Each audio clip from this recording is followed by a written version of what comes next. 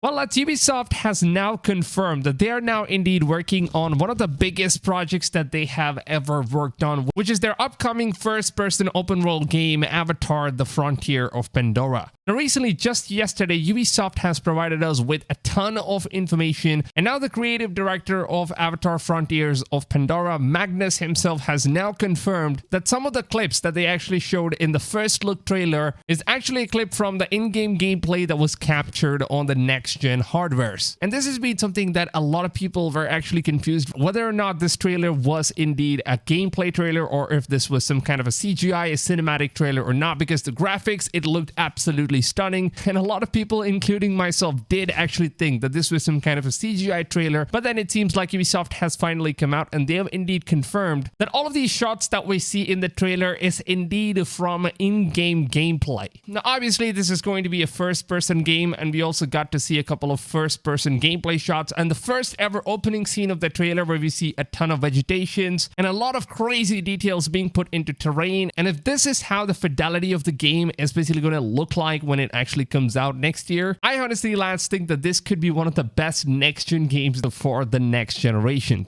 Now, a lot of fans were not really happy when they heard for the first time that this game was going to be a first-person perspective only. It's not going to be a third-person, because we saw a couple of shots that was shown in the trailer, which actually did make it seem like the game could be third-person at the same time, also have a first-person perspective, but then it seems like that is not going to be the case. And according to Ubisoft, they have now mentioned the reason why they had to go for first-person perspective is especially because they had to upgrade their engine into something that they have never ever seen before, because it seems like this new Snowdrop upgraded version engine actually allows the developers to focus way more into very tiny and minor details into the world, and Ubisoft believes that we could actually appreciate all of these tiny details much more if the game was set in first person rather than a third person perspective. But of course, this decision is something I think is going to be subjective, and not everyone likes first person perspective, right? Like, I would have been happy if they could have included both third person as well as first person perspective, but at the end of the day, it is what it is, and this is what Ubisoft is currently stating, that their engine has now been completely upgraded, which means that the fidelity, the graphics, and everything that we're going to be seeing in this game is going to be nothing like any other Ubisoft games that we have seen so far. Now, one of the most interesting things that the developers at Ubisoft have now mentioned is that the lighting system in this game is going to be purely based on the ray tracing technology. And they've also mentioned that they've now added in something very unique to the game, which kind of changes the entire lighting of the jungle, especially since we know that Pandora is a planet which kind of like glows in dark, because you see a lot of fluorescence and all of these plants glowing in neon colors, and everything just looks absolutely fantastic. And that is something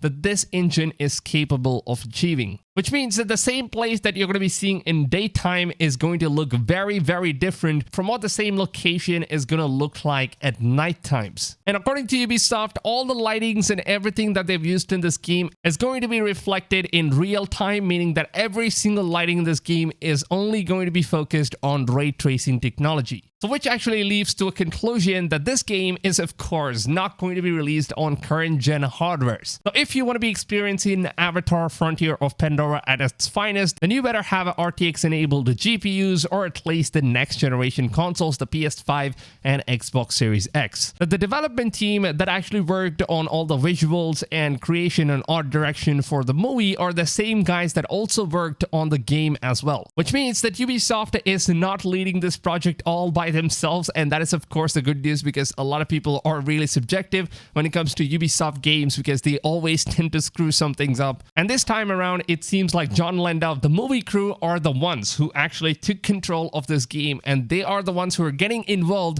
along with massive studios. And both Ubisoft's massive as well as Lightstorm Studios have worked together in combination to create Avatar: Frontiers of Pandora. So as of now, Ubisoft claims that Avatar: Frontier of Pandora is one of, or the biggest video game that they have ever worked on, which means that this could be something massive, this could be something huge, and I just cannot wait to see what the final results are going going to look like. So let me know down below in the comments, which platform are you guys going to be playing this game on? Will you be playing this on the PS5 or Xbox Series X? And if you guys are on the PC version, then do you guys actually own a ray tracing graphics card or not? Because this game seems like it is heavily going to be focused on ray tracing only. So if you've been thinking about upgrading your GPUs to the next gen RTX technologies, then I think now is going to be the perfect time to do it. Now, like you guys already know, I love to keep all of my videos as short as possible without really dragging my videos all the way to 10 minutes long. So if short and informative and onto the point videos are something that you guys prefer, then make sure to go ahead and subscribe to the channel and turn the notifications on. And the most important step of all, make sure that you guys are setting your notifications to all, because if you don't do that, then the broadcast YouTube platform, they don't end up sending you guys the notifications of my daily videos. So make sure you guys do it. And also, if you guys did go on and enjoy this video or found this information useful, then please make sure to go ahead and show your support to these videos by simply just leaving a like rating, because your like and your support is absolutely appreciated. With that being said, I hope you guys have a wonderful rest of the day, and I'll see you guys on tomorrow's video. Until then, take it easy, fams, and